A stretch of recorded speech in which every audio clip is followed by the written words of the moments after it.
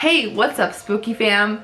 Welcome to Cult Horror Movie Review Week. This week we are starting off with Ty West's The Sacrament.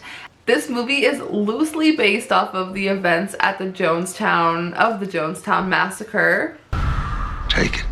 Fix me, Jesus, fix me. This movie is about a journalist and his colleagues who go in search of his sister who has joined a reclusive commune.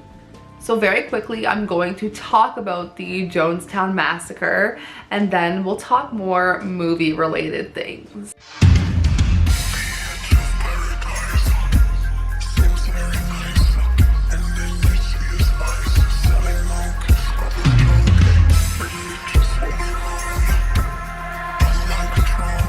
So on November 18th, 1978, 918 people, children included, unfortunately, we'll get to that part because it is brutal. They all died in a mass murder-suicide now known as the Jonestown Massacre.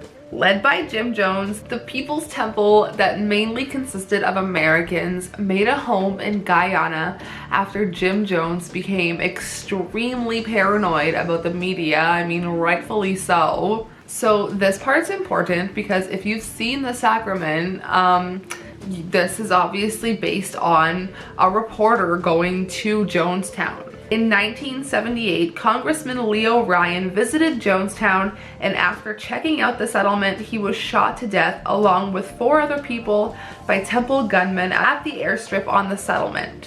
Which, that is a lot. So I believe there was 4 people in total. There were 3 vice reporters and the pilot, so that would have been 4 men who died in real life.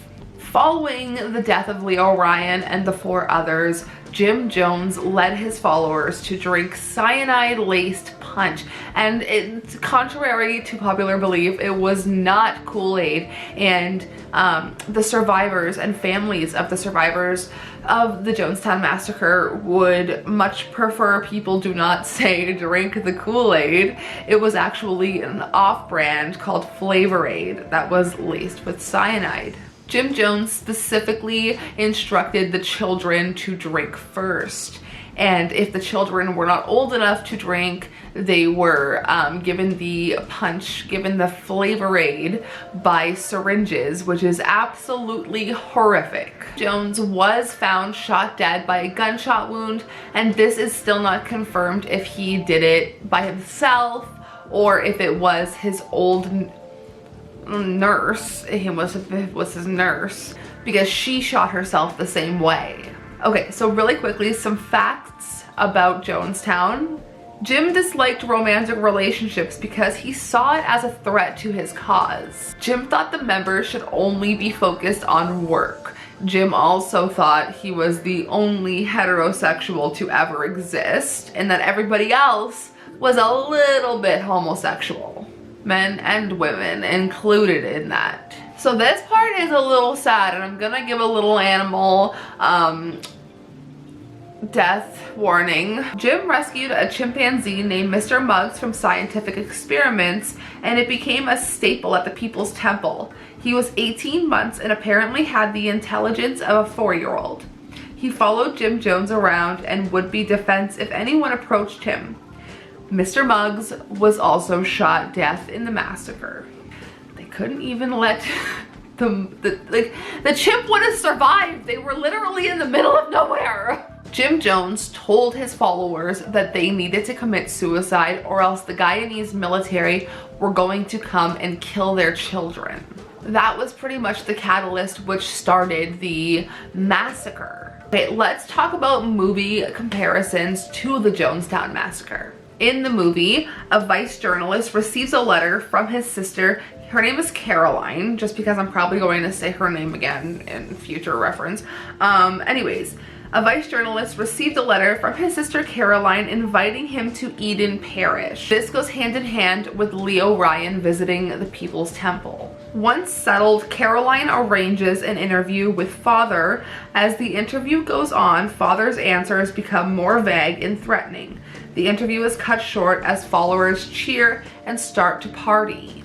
Jim Jones was called father by his followers and became increasingly paranoid with media attention. During the party, a small mute girl passes a note asking for help to the filmmakers after they discover a group trying to exit, saying they've been abused and brainwashed. The morning of 11/18, which was the day of the massacre, 11 members tried to escape, including a mother and her 3-year-old son. They walked 35 miles under the guise of going on a picnic. Can you just imagine telling your child, we're going on a picnic, when in reality, we're escaping a mass suicide? That's dark. Okay, let's talk about the horrific deaths portrayed in this movie.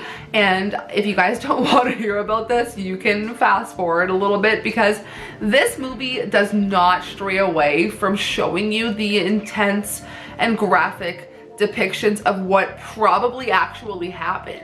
The Sacrament closely mimics the real-life events of the Jonestown massacre, and the last quarter of the film's jam-packed with anxiety-filled scenes of death, and the camera doesn't flinch. In the movie, the children are instructed to take the poison first, like I said, just like the real events. We are seeing people coerced and gaslighted into following the group, even though they've expressed regret. Can you imagine being like, hey, I don't want to kill myself, and they're like, you know what, you have to, it's for the greater good, you might as well, everybody else is doing it. Like, that's insane.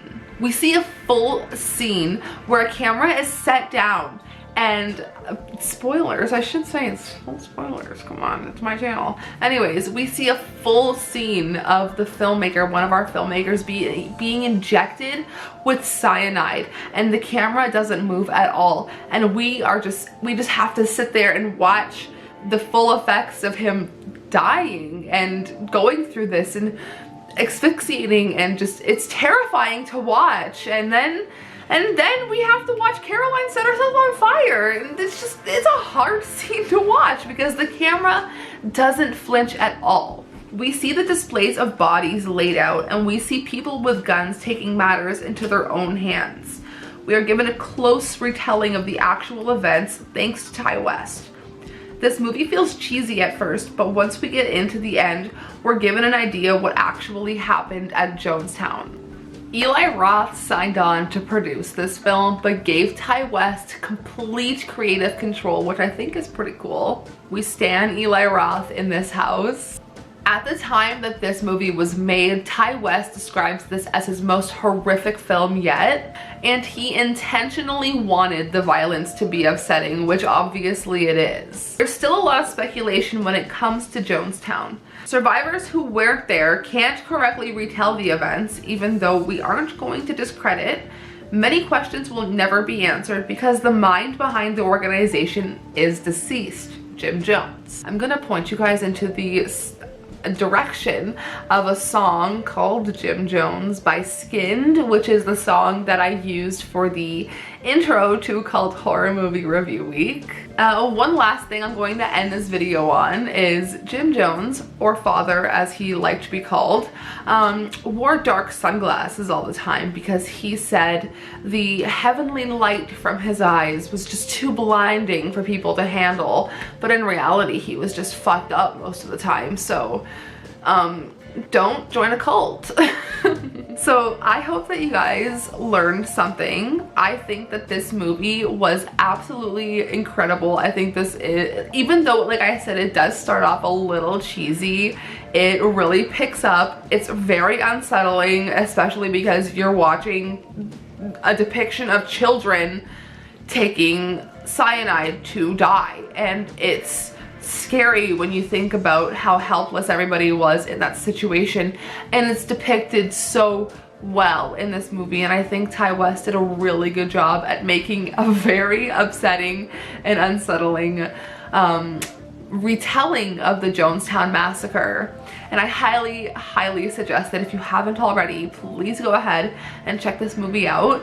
Tomorrow's movie is Martha Marcy May Marlene by Sean Durkin. I really hope that you guys enjoyed that one if you have seen it. If you haven't, you've got a few hours. But this is where I'm going to leave this video for today. I think I'm going to give the Sacrament a 4.5 out of 5 because the depictions of Jonestown and the massacre were spot on, and the storytelling and the retelling of this story were phenomenal. So that's where I'm gonna leave this video. I hope that you enjoyed, and I will see you tomorrow. Sayonara, spooky fam.